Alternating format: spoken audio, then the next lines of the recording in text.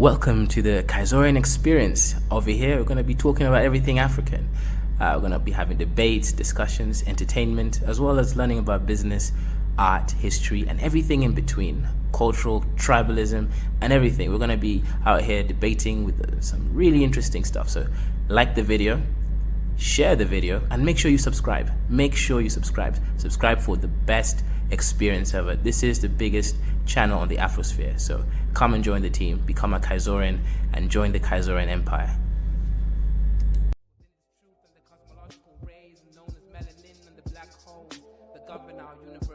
Universally exist within myself, within this premise, and I exist within this bluebird in the sky.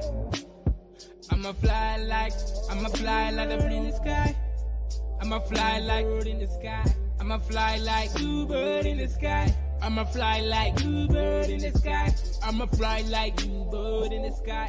I'ma throw my bluebird in the sky. I'ma soar like bluebird in the sky. I'ma soar like bluebird in the sky. I'ma fly like bluebird in the sky. I'ma fight like bluebird in the sky. I'ma eat like bluebird in the sky. I'ma be like bluebird in the sky. I'ma be bluebird in the sky. I'ma be free, bluebird in the sky.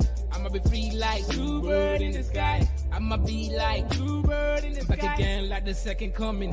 Strumming my vocal cords like the hummingbird in the sky. Y'all can't deny this. Real rap lyrics, it's like I ain't got no rhyming through the sky limit. What is skin tone, shade of color, but a parallel form of frequency like a ringtone on your phone. Melanin expression, tied up in the universe, feeling like us. Is this really us? Is it serious? Is it really wrong to be diverse? I'm a divergent, immerse myself like an ocean beneath this waves. Be a divergent, born to be different. Indigo child, wild like canary.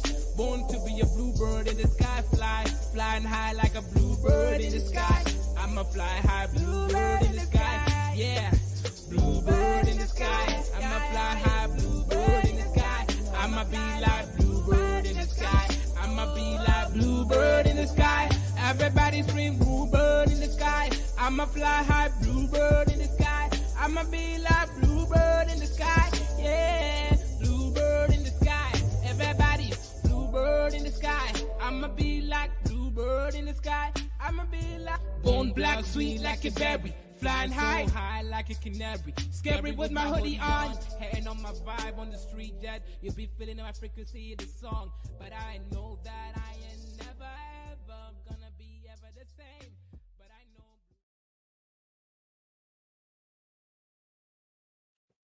Shalom, shalom. What is good? What is good? Lo Wang. What's good? Tyrone says, Kemetism is dead. Rise of Beninism. 100%, 100%.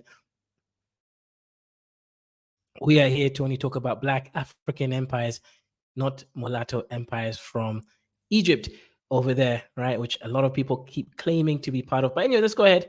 Let's see what is going on over here in Benin.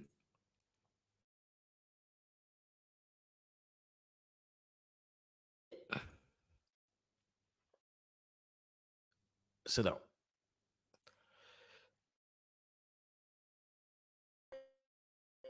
was a kingdom located in the southwestern region of what is now Nigeria, lasting for at least 600 years under the Oba Dynasty, and around 1,000 more in West Africa. Home to a capital city which awed visitors, a system of earthworks rivaling the Great Wall of China in length, and some of Africa's most famous... So they did have a massive wall.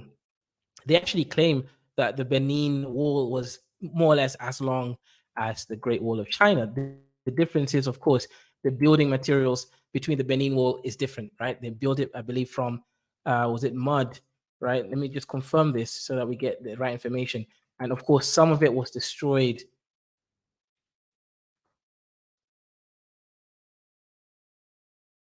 Works of art. This kingdom is an underappreciated gem of world history.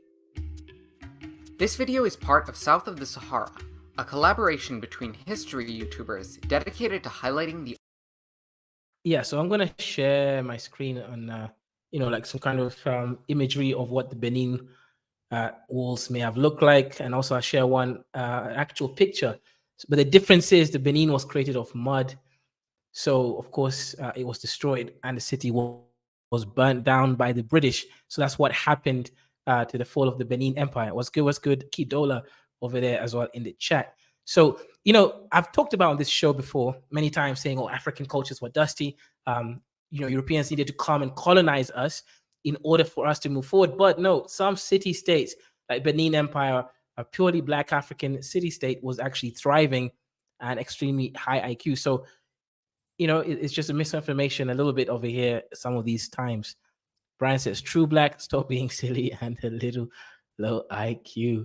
Oh, what's good, brother, over there, right? But the Great Wall of Benin was one of the greatest empires. Not all of it was made of mud. Some of it was actually made of course, bricks and other stone type materials. But this culture was extremely beautiful, rich, and they had actually successfully conquered certain, technologies, right? If you look at the artwork, these guys were dealing with bronze works, right? They were channeling it. They were, more or less one of the most outstanding cultures of that time. Like, I'm talking about rivaling the British. The main difference is perhaps they hadn't mastered maritime, warfare yet. But in terms of skill, in terms of technology, in terms of just high IQ stuff, this is one of the best cultures coming from Africa. So this is some of the Benin artwork, right? These are bronze, creations carved out intricately with intricate patterns. These guys were artistic. And when you reach that artistic scale to this level where it's so beautiful and intricate, you're dealing with a very high IQ culture and society. To have even created the bronzes itself at that time was pretty marvelous in itself. But to create such beautiful ornaments from them is a feat on its own over there. So yeah, this is some of the examples of the Benin structures, right? Giving you a brief insight into what they wore, some of their warrior outfits, etc. So Benin is no joke, right? I'm going to talk about some dusty Khoisans who barely discovered fire. We're talking about one of Africa's greatest civilization. And if we look at here, if we look at this map, that is a Benin city. You have an wall enclosing it over there. Then you have several other walls enclosing it as well. As you get deeper, you've got different levels of surroundingness, kingdoms. This is an example of the structures in the wall over there. Shout out to Brian with the $15 super chat. Shout out to you, brother, man. Really, really mad appreciation.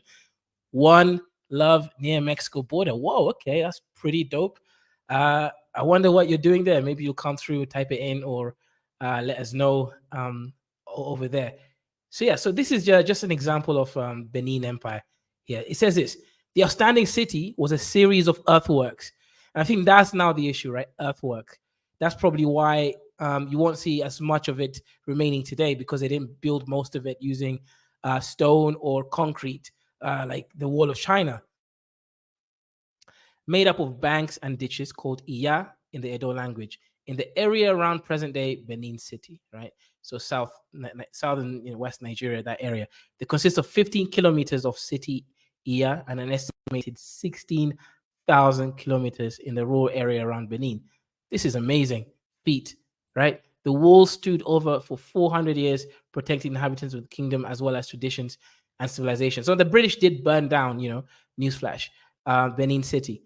Of course, because, well, Benin was powerful at that time. It was becoming too much for the British to handle over there. So this is what we talk about African culture. We don't talk about, ancient Kemet. Yeah, no, this is real African history. We need to know true, exactly, color genesis, true African history. So the Edo, right? This is actually Ike's people. They're actually one of the highest IQ Africans. Even from when I meet them and interact with them, they tend to be very different, kind of breed. I'm just gonna give them props up for their culture, right?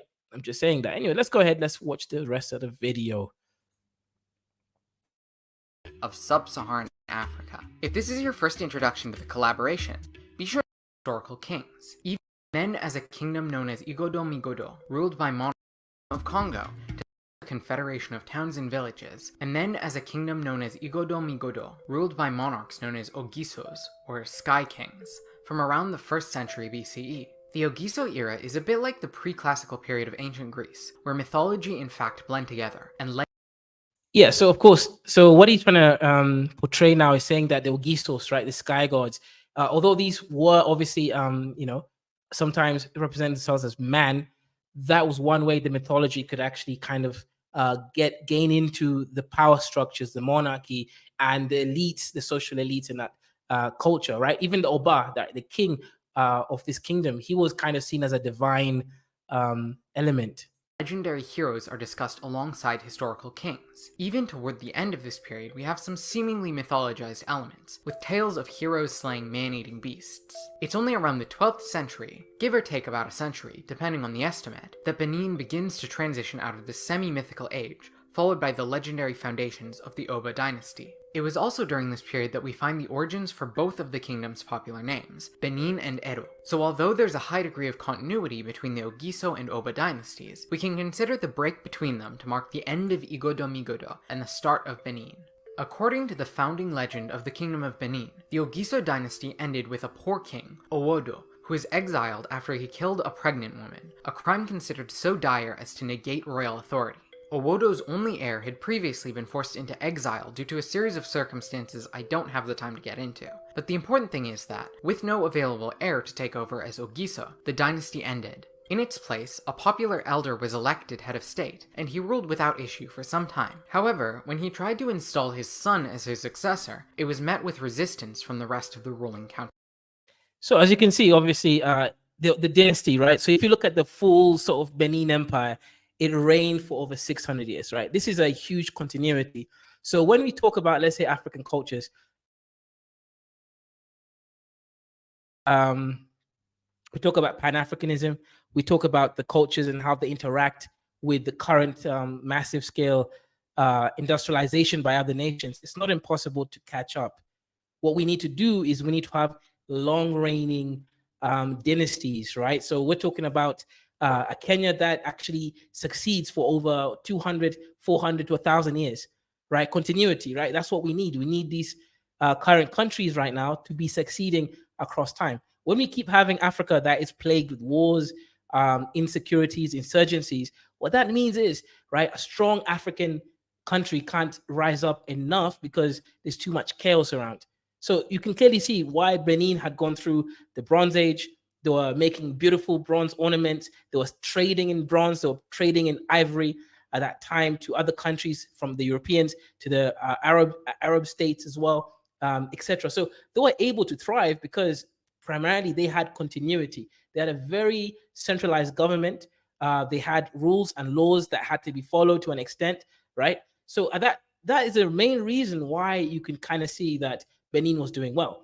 So when we talk about Africa, we talk about things like IQ. Sometimes we make this, bad argument saying, well, the Europeans had a more harsh environment, and that harsh environment led them to think at a slightly different level. That's why, they're a little bit more advanced and technologically prowess. That is not really as true as we think it is, because what the issue is in Africa is just that we have only knowledge of a few empires. There's also the Oyo Empire, right? The Yoruba Empire. That was also a very powerful state at that time. Dahomey was also a powerful state at that time. Mali, right? So there were many, many empires. The reason why I'm choosing Benin right now to delve into this is because there was no Islamic influence, right? There was no Western or Arabic influence that was large enough to classify this as a, let's say, Arabic or European created kingdom. This was purely African. This was African gods, African mothers, right? African men. So there is something to be said about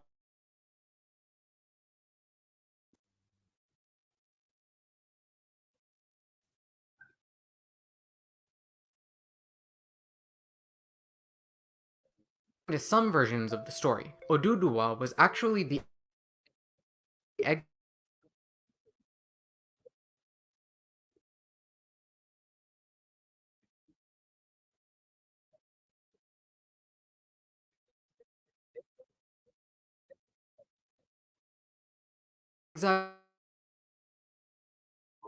them from India. Yep. Now, obviously, yeah, that's the mythology. That's where myth and facts meet. We don't know the exact history of that point. People deny certain things, but the point that is being made here is that the two nations, right, Yoruba as well as Benin, were intricately related. The Edo people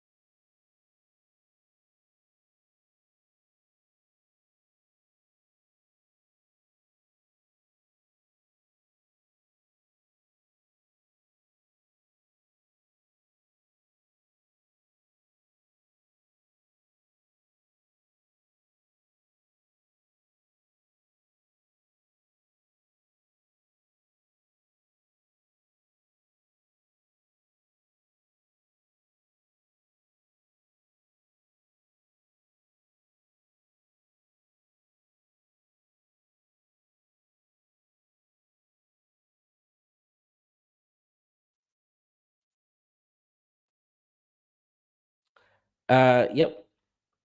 Alexis says, I want to go to the Oda Voodoo Festival one day. Bad. Okay, one day, one day. AZ Nation says, even Africa has its harshness in its own way. I agree with you, especially if you look at the Congo forest, the in navigable rivers, etc.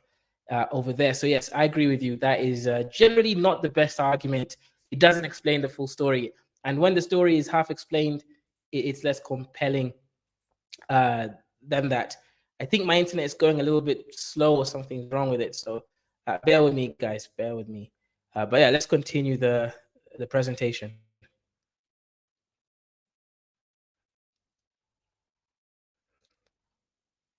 Yeah, don't worry, we're still here. We're still here.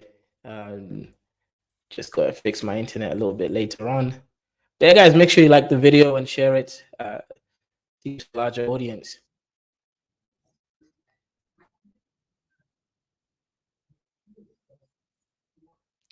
Yeah, but